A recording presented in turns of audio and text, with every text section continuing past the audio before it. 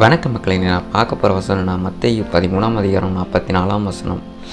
அன்றியும் பரலோக ராஜ்யம் நிலத்தில் புதைந்திருக்கிற பொக்கிஷத்துக்கு ஒப்பாக இருக்கிறது. பரலோக ராஜ்யம் எதுக்கு ஒப்பாக இருக்கிறதா? நிலத்தில் புதைஞ்சிருக்கிற பொக்கிஷத்துக்கு ஒப்பாக இருக்கிறதாம். அதை ஒரு மனுஷன் கண்டு மறைத்து அதை பற்றிய சந்தோஷத்தினாலே போய் தனக்கு உண்டான எல்லாவற்றையும் விற்று அந்த நிலத்தை கொள்ளுகிறான். அதை ஒரு மனுஷன் பார்த்து அதை யாருக்கும் தெரியாமல் மறைச்சி அந்த நிலத்தில் புதைஞ்சிருக்கிற பொக்கிஷத்தை எடுக்கிறதுக்காண்டி அந்த நிலத்தை போய் வாங்குகிறானாம். அதான் அதுக்கு எதுக்கு ஒப்பாக இருக்குது? இந்த பொக்கிஷத்துக்கு ஒப்பாக இருக்கிறான் இந்த பரலோக ராஜ்யம் மேலும் பரலோக ராஜ்யம் நல்ல முத்துக்களை தேடுகிற வியாபாரிக்கு ஒப்பாக இருக்கிறது. ஒரு நல்ல முத்துக்களை உயர்ந்த விலைமதை பெற்ற முத்துக்களை தேடுகிற வியாபாரிக்கு ஒப்பாக இருக்கிறதான் அந்த பரலோக ராஜ்யம். அவன் விலையுயர்ந்த ஒரு முத்தை கண்டு போய் தனக்கு உண்டான எல்லாவற்றையும் விற்று அதை கொள்கிறான்.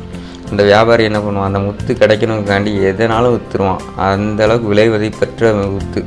அதுக்கு ஒப்பாக இருக்கிறதா என்னது? இந்த பரலோக ராஜ்யம். அப்போ அந்த பரலோக ராஜ்யத்தை நம்ம தேடுறதுக்கு, நம்ம அதை அடையிறதுக்கு நம்ம என்ன பண்ணுறோம்? நம்ம இந்த உலக வாழ்க்கையில் நம்ம இஷ்டப்படி வாழ்ந்தால் நம்ம பரலோக ராஜ்யத்தை அடைய முடியாது. நம்ம தேவனுக்கு பிரியமாக இருக்கணும், அவருக்கு பிரியமான காரியங்களை செய்யணும். நம்ம செய்கிற காரியம் அவருக்கு பிரியமாக இருக்கணும், பிறருக்கு நன்மை செய்யணும், அவருடைய கட்டளைகளின்படி நம்ம நடக்கணும்.